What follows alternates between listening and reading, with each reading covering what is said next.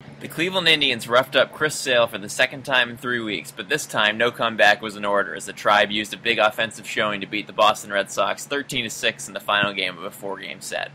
Welcome into the Boston Red Sox newsfeed post-game recap. I'm Jess Thomas reporting for CLNS, a leading online provider of audio-visual coverage for the Boston Red Sox. On August 1st, Chris Sale gave up 7 runs in 5 innings, but the Sox made a comeback and won on Christian Vazquez's walk-off 3-run homer 12-10 against the Indians. Tonight, Chris Sale only went 3 innings, giving up 7 hits, 7 runs, 6 earned with 3 walks and 3 strikeouts. This time, his team didn't come back. In fact, it's the shortest outing for Sale since September of 2015 when he was with the White Sox. It is the lowest strikeout total since June 4th, 2016 when he struck out 2. It is his second loss in a row as he falls to 14-6 this year and his ERA drops to a still very good 2.88. He's looked somewhat human this month, though, allowing 7, 4, and 6 earned runs in 3 of his 5 August starts. It was an ugly night all around as Mookie Betts left the contest in the 7th due to a right knee contusion. He ran into the wall hard trying to catch a ball, then a little later ran back on a ball and missed it off his glove. He is listed as day-to-day.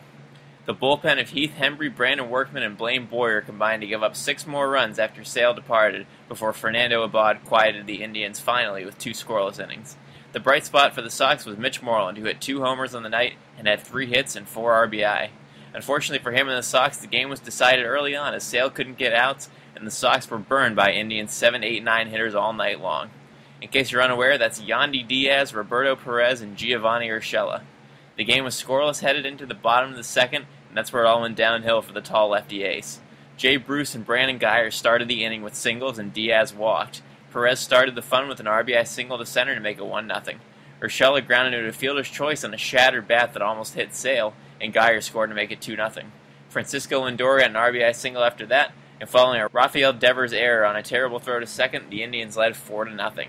Sale got Jose Ramirez to ground into a double play to end the frame, but the damage was done. All in all, it was 4 singles and an error to lead to those 4 runs. Moreland hit his first homer in the 3rd to make it 4-1, but Sale couldn't get his act together in the bottom half. This time it was the base on balls, as Sale walked 2 of the first 3 hitters. The big bag 7, 8, 9 hitters were at it again as Diaz doubled home Edwin Encarnacion and Urshela singled home 2 runs, and it was 7-1. The Sox jumped on Indian starter Trevor Bauer, who wasn't particularly sharp either in the 4th.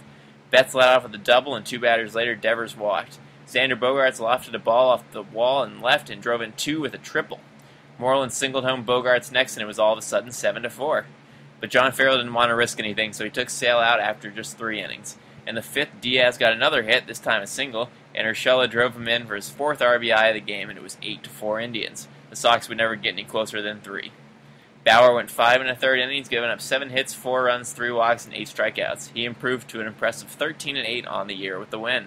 The bats didn't stop there as Bruce hit his 4th homer with the Indians and 33rd overall this season in the 6th inning, and Diaz hit a triple for his 3rd hit of the night, a home run shy of the cycle at that point. Perez drove in Diaz, and it was 10-4 Indians. Lindor hit a home run in the 7th, and Diaz ended up getting his 4th hit of the night, another double, instead of a home run, to make it 13-4. Moreland hit his 2nd homer in the 8th to make the score final at 13-6. In all, Cleveland had 13 runs on 18 hits, and Boston had 6 runs on 9 hits. Diaz was 4 for 4 with 4 runs and 2 RBI, Perez was 3 for 4 with 2 RBI, and Urshela was 2 for 5 with 4 RBI and a run. For those not math inclined, that is a combined 9 for 13 with 8 RBI and 5 runs. With this incredible night, Diaz is now hitting .230, Perez is hitting .195, and Urshela is at .205. Pretty wild.